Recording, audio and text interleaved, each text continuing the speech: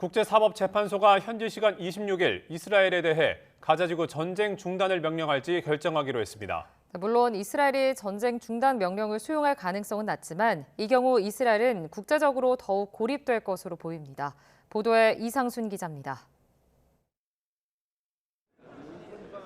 지난 11일과 12일 네덜란드 헤이그의 국제사법재판소 ICJ 법정에서 공개 심리가 열렸습니다. 남아프리카 공화국이 이스라엘을 제노사이드, 집단 학살 혐의로 제소한 사건입니다.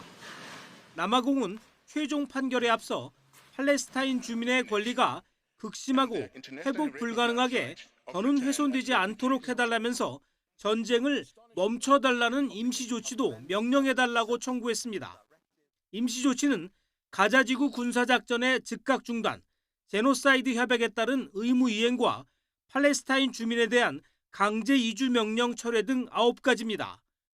물론 이스라엘 측 변호인단은 공개 심리에서 제노사이드 협약상 ICJ가 군사 행동을 중단하라고 명령할 권한이 없다고 반박했습니다.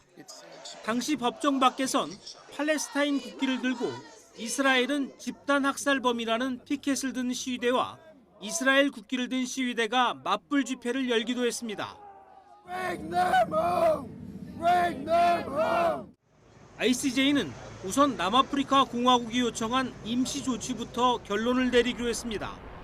현지 시간으로 금요일 26일 오후 1시입니다. 이스라엘이 제노사이드 협약을 위반해 집단 학살을 저질렀는지에 대한 최종 판결을 내릴 때까지 추가 피해를 막기 위한 일종의 가처분 명령입니다.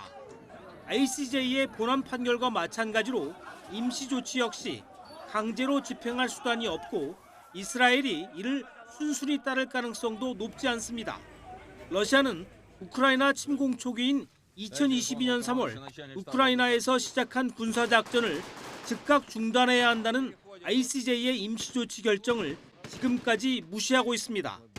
그러나 러시아와 달리 서방 진영에 속한 이스라엘이 ICJ의 명령을 거부하면 국제 여론전에서 치명상이 불가피하리란 전망입니다.